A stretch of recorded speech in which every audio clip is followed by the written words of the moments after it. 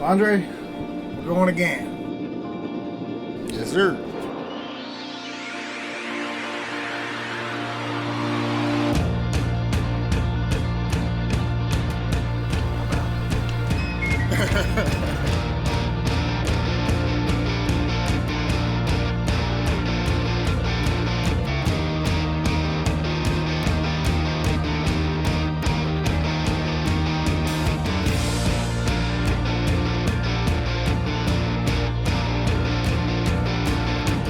The climate in our country, man, is divided, and it's not getting any better.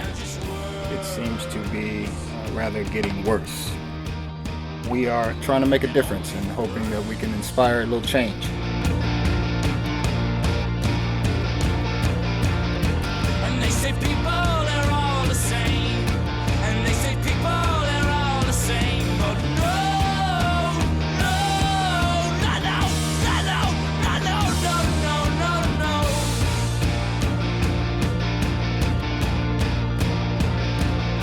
So forget it all and dance. We'll be just fine.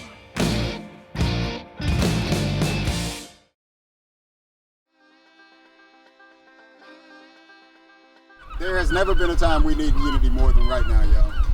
We're starting again, Unity Ride 2020. I hope you guys follow along. I hope you guys help us make this happen by, in your own community, making a difference. But cheer us on, share our videos, and come along for the ride.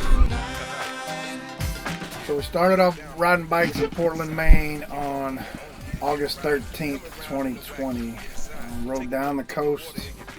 Beautiful coast towns of Maine, went to York Beach, saw some really cool lighthouses and small New England coastal towns. Really cool ride. Man, one thing I've been noticing since we've been riding that I admire more than anything is that we are in one of the whitest states in America. And everywhere I look, I see Black Lives Matter. Black people ain't putting these signs up, y'all. Understand that this is happening right now. This love is happening right now, and we got to build on it. So what you think about Salem? I love the history of Salem. I think that's just a fascinating part of our history. It's not talked about a lot. The Puritans settled Salem basically for religious freedom, but then they hanged and executed people that were different from them. So we leave Salem and we get to Boston, and we come across the Freedom Trail in Boston. And you and I had a little difference of opinion on what the Freedom Trail could mean. Founding fathers of our country, what they accomplished was pretty miraculous. To take the situation that we were in under British rule and to basically say that we've had enough of this rule, we want to form our own government here in the New World, and we're going to create the republic system that they created, was pretty astonishing the way that they did it and the way that they brought everyone together. And the Freedom Trail in Boston covers a lot of that. It starts with the Boston Tea Party, talks about the British rule and the Boston Massacre site. So I think when you follow it from the massacre site all the way through, Paul Revere is a big part of Boston history, signed the Declaration of Independence, gave the warning that the British were coming, even though that is mostly folklore. Sam Adams, we saw his grave, Boston icon, John Hancock, saw his final resting place. So there's a lot of individuals that put America on the path to freedom. As an independent nation, that Freedom Trail did set us on the path to freedom. Let me ask you this question. So you're in the north. Yeah. There's no Confederate statues here, correct?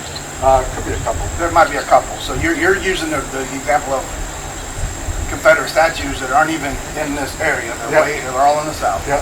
So your co-workers that are Trump supporters, are they?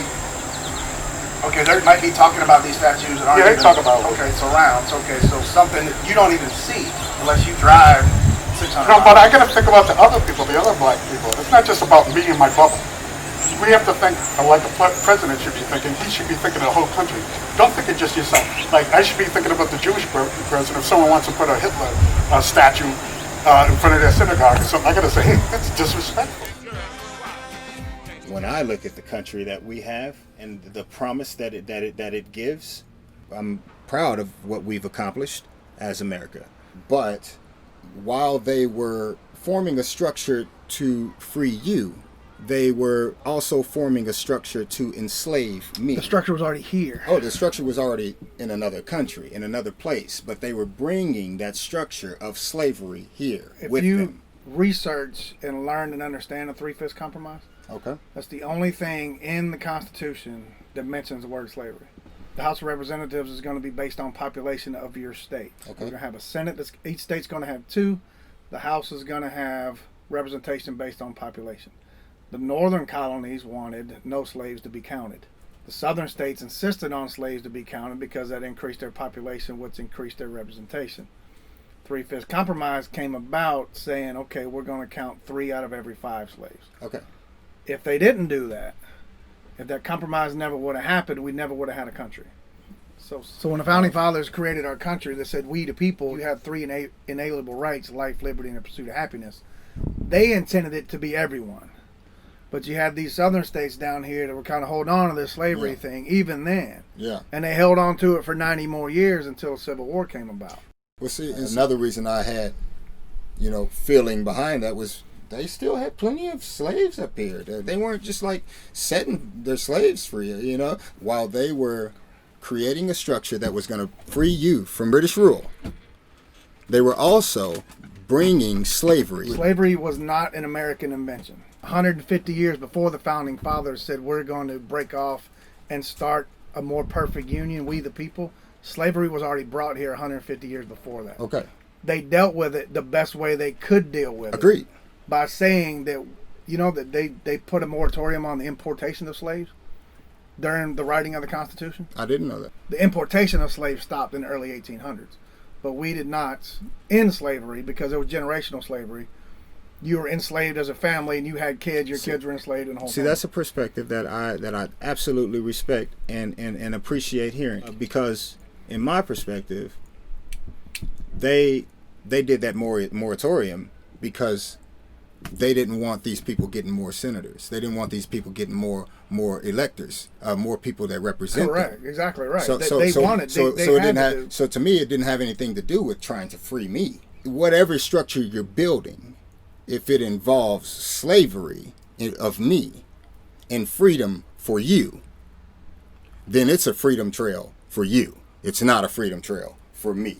But 2, if I give them the benefit of doubt and say that they didn't like slavery and that they set that moratorium for me, then it would be a freedom trail for me. I was blown away by what I saw in Maine. This is a white state, man. We're talking a really white state.